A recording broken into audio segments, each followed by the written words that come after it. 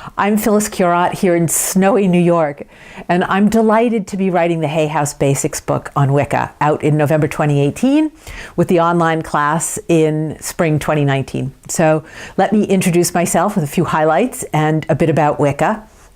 I'm one of America's first public Wiccan priestesses, and my books, translated into 8 languages and published in 14 countries, have made Wicca accessible to America and the world and introduced a generation to the goddess. I was a young Ivy League lawyer in New York City some 30-odd years ago when I found Wicca. Because of the crazy negative stereotypes, there were just a few hundred Wiccans in the broom closet back then, but I discovered that behind the mask of the hideous witch was the ultimate feminist icon, the face of the goddess. And behind hundreds of years of bad press and suppression, I discovered the indigenous spiritual wisdom of our European and African ancestors. And it was a lot like Native American spirituality. I discovered the sacred in the other world, in myself, and in the natural world. And when you open yourself to the sacred, real magic happens. I left the broom closet behind. I fought many of the cases that established the religious rights of Wiccans.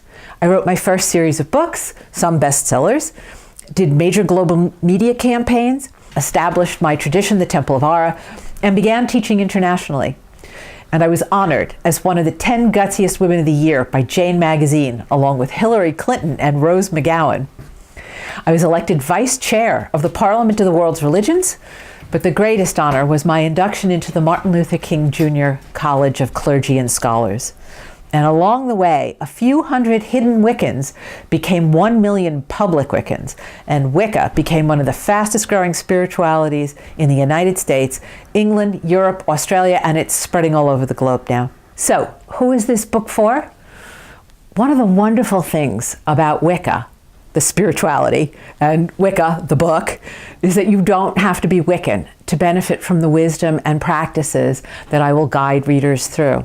Just like you don't have to be Hindu to benefit from yoga or Buddhist to benefit from meditation.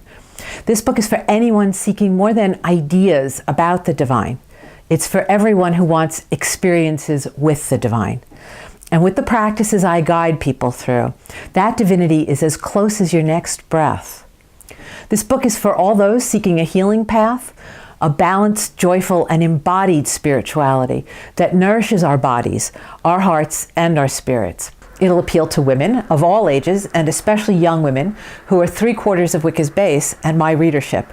And even though it's a basic book with new ideas and practices, it's for my readers who are anticipating my next work with a lot of excitement.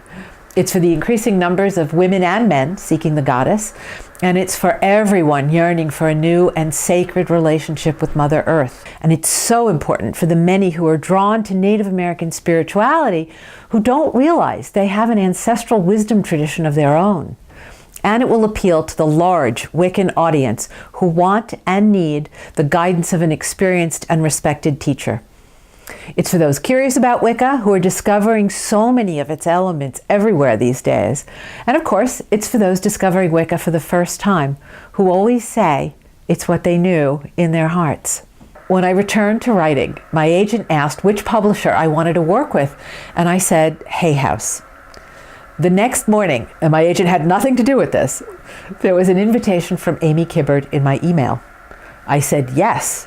And the rest, as we say, will be magic. I'm very grateful to all of you for your enthusiasm and your help in bringing this beautiful, magical, and empowering wisdom tradition more fully into the world. Thank you.